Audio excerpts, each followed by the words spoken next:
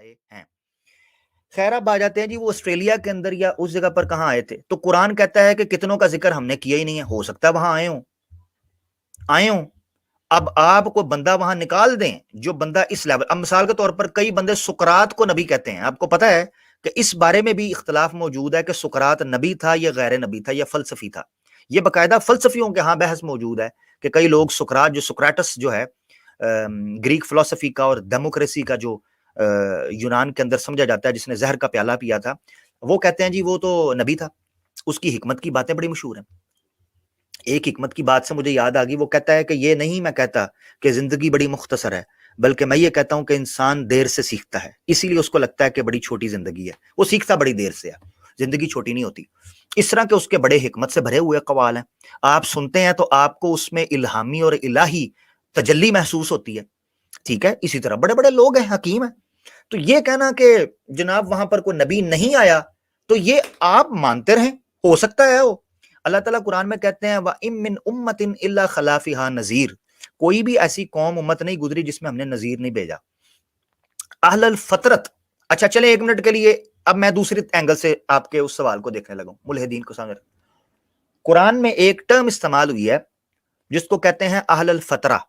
फतरा, फा एक होता है फितरत, फितरत नहीं, फितरत और है, फतरत और है। फितरत होती है फे, तोए, रा और ता, और फतरत होती है फा, ता, ता। ठीक है ना, फा, ता, रा और गोल ता, गोल लंबी वाली नहीं, गोल ता। तो वो फितरत हो गई फा, ता, रा और लंबी ता दो नुक्तों वाली, और ये हो गई फा, ता, रा और गोल आंखों वाली, जो गोल घुमा के ऊपर दो नुक्ते था, अरबी की फतरत। फतर कहते हैं वक्फे को, फितरत कहते हैं फाड़ने को, किसी चीज को चीरने को, एक वन पीस चीज को दो पीस करने को फितरत कहते हैं, और फतरत कहते हैं वक्फे को, गैप को। तो कुरान में एक टर्म इस्तेमाल हुई है फतरत के हवाले से, जिसको जो उलमा हैं इस्लाम के वो कहते हैं अहलुल फतरा। अहलुल फतरा का मतलब होता है वो इपॉक, वो टाइम स्पैन, वो एक लंबा अरसा जिसमें किसी जमान किसी कौम के पास कोई नबी ना भेजा गया हो। और इस पर बाकायदा मुफस्सिरीन ने और मुतकल्लिमीन ने बहसें की हैं कि उस कौम के बारे में अल्लाह का मामला क्या होगा। जैसे आपने कई दफा देखा होगा कि सवाल करते हैं यार एक ईसाई इतना अच्छा है, इतना अच्छा है, उसको इस्लाम का पैगाम पहुंचा नहीं और वो फौत हो जाता है, उसके बारे में। इसकी बड़ी मिसाल अगर आप ले लें वर्का बिन नौफल। अब वर्का बिन नौफल नबी पाक सल्लल्लाहु अलैहि वसल्लम के ईमान लाने के चंद में, यानी ईमान कह रहा हूं मादरत के साथ, ऐलान नबूवत के चंद महीने के अंदर उनका इंतकाल हो जाता है, चंद महीने के अंदर। अब आप सल्लल्लाहु अलैहि वसल्लम ने उनको एक बड़े अहसन और बड़े एक साले एतबार से याद किया है। हजरत खतीजा के वो तायाबू थे। ठीक है, इसी तरीके से बड़ी मिसाल नजाशी आपको मिलता है।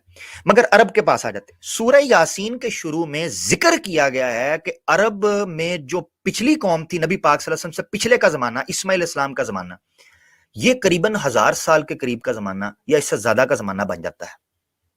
ठीक है, गालबन अगर मूसा अलैहिस्सलाम का जमाना ऐड कर लें, ईसा अलैहिस्सलाम तो करीबन 500 प्लस साल हो गए थे, मूसा अलैहिस्सलाम उनसे पीछे 300 साल चल, तो 800, यानी राउंड अबाउट फिगर अगर मैं सेफ साइड रखूं तो 1000 साल का अरसा बनु इस्माइल के अंदर से कोई नबी नहीं आया था, मगर नजीर और बशीर और हादी तो आते रहे हैं।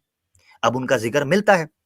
ठीक है, मिसाल के तौर पर नबी पाक सल्लल्लाहु अलैहि वसल्लम के ऐलान नबूवत से पहले जिक्र किया जाता है कि जो हल्फुल फजूल था वो वहां के वो लोग थे जो बड़े नेक और साले लोग थे, उन्होंने कायम किया था ताकि मक्का में अमन रह सके।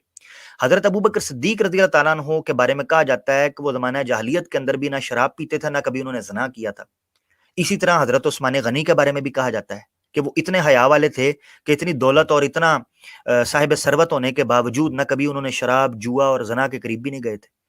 यानी वो उस, और शिरक भी नहीं किया था। यस, शिरक भी नहीं किया हुआ था। इसी तरीके से नबी पाक सल्लल्लाहु अलैहि वसल्लम के वालिदैन के बारे में कहा जाता है। इसका मैं जिक्र क्यों कर रहा हूं, भी रिलेट करता हूं अमेरिका, ऑस्ट्रेलिया और इन सारी जगहों के साथ जिनके बारे में ये कहते हैं वहां कोई नबी नहीं आया, जबकि हम पूरी ऑथेंटिसिटी के साथ ये नहीं कह सकते कि वहां कोई नबी आया है या नहीं आया। मगर बिल फर्ज मान भी लिया जाए तो मैं उस उसूल पर बात कर रहा हूं अब ये सारी। तो अहले फतरत इस्लाम ने बकायदा इसको कहा है एक टर्म के तौर पर। अब इसका जिक्र कुरान में कहां मिलता है یا میں ہوائی فائر مار رہا ہوں؟ نہیں. سورہ یاسین آپ کھولیں, سورہ یاسین کی شروع والی آیتوں کے اندر ہے کہ اللہ تعالیٰ کہتے ہیں لِتُنذِرَ قَوْمًا مَا أُنذِرَ آبَاؤُهُمْ فَهُمْ غَافِلُونَ. اے نبی آپ کو ایسی قوم کی طرف بھیجا گیا ہے کہ جن کے آباء و اجداد کو کوئی نذیر نہیں دیا گیا تھا, تو وہ غافل ہو گئے ہوئے تھے. ان کو کوئی ڈرانے والا نہیں ملا تھا ایک لمبے عرصے تک, تو وہ غافل ہو گئے ہوئے تھے. حقیقت ان سے چھپ چکی تھی, پردے پڑ چکے تھے اور دھول بیٹھ چکی تھی, تو اس کی چھانٹی کرنے کے لیے آپ کو بھیجا گیا تاکہ آپ دوبارہ سے تصفی اور تشفی کر کر ان کو دین اور توحید اور اسلام سمجھا سکیں. اچھا, اب سوال یہ اٹھتا ہے کہ ان کے ساتھ معاملہ کیا ہوگا؟ تو معاملہ اہل فطرت کے ساتھ اہل فطرت والا ہوگا. فطرت کیا کہتی ہے کہ فطرت, یا جس کو ہم عام طور پر یا ملحدوں کے ساتھ بات ہوتی ہے تو جو ایبسولوٹ یا یونیورسل موریلٹیز ہیں, which itself a conflicted issue, کہ واقعی کوئی ایبسولوٹ یا یونیورسل موریلٹیز ہوتی ہیں کہ نہیں ہوتی, مگر ایک منٹ کے لیے مان لیا جائے کہ مستقل اقدار, یعنی کسی کا قتل نہ کرنا, کسی کے ساتھ جھوٹ نہ بولنا, کسی کے ساتھ زیادتی نہ کرنا, اور جو ہے نا کسی کو دھوکہ, یعنی اس طرح کی جتنی چیزیں, اور پھر اس کے ساتھ یہ آ جائے کہ آپ اللہ کے ساتھ شرک, کیونکہ یہ فطرتی عمل ہے. اس پر ہم بات کر چکے ہیں آواز حق کے اوپر. پچھلے ایتھزم, ریفیوٹنگ ایتھزم کے نام سے جو پلے لسٹ ہے, اس میں کچھ کلپس میں نے بنایا جس میں میں نے کہا اللہ ایک ہی کیوں ہے, ٹھیک ہے, اور بن دیکھے اللہ پر ایمان کیوں لاؤں. یہ 2-3 کلپس ہیں 40-40 منٹ کے, میں نے لائیو سٹریمز کے اندر حوالہ جات اور سائنٹیفک ایویڈنسز کے ساتھ اور پھر ہندوؤں کی کتابوں کے ساتھ اس چیز پر بات کیا ہے کہ ملحدین کا یہ اعتراض کہ دین کے اندر بھی ایوولوشن, میں نے کہا ہے نا جب آپ کسی چیز سے obsessed ہو جاتے ہیں تو آپ ہر چیز کے اندر اس کو گھسیڑنے کی کوشش کرتے ہیں, تو انہوں نے ہر چیز کے اندر ایوولوشن گھسا دی ہے.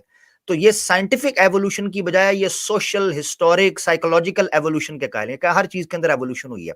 کہتے ہیں مذہب بھی ایوالو ہوئے ہیں, اس میں کوئی شک نہیں کہ انسانوں نے مذہبوں کو ایوالو کیا ہے, مگر وہ کانسیپٹس جو یونیورسل کانسیپٹس ہیں یا جن کو آپ آبجیکٹو کہہ سکتے ہیں کانسیپٹس, توحید کا کانسیپٹ ہے تو مونوتھزم کا, وہ کانسیپٹ تو ہر مذہب کے اندر ہے. اچھا, تو اہل فطرت کا کیا معاملہ ہوگا؟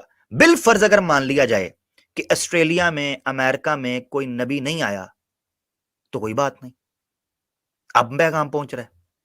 اب کہیں جی ان کے پیچھے کوئی پیغمبر نہیں آیا تو ان کا معاملہ کیا؟ ان کا اللہ کے ساتھ معاملہ ہے.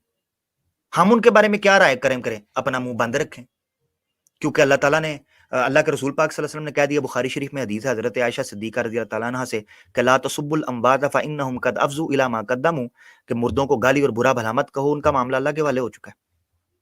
ٹھیک ہے جی, ہم تو فرعون کے کیڑے نکالنے کے قائل نہیں ہیں جی, فرعون کے کیڑے. ہم کہتے ہیں قرآن میں جتنا ذکر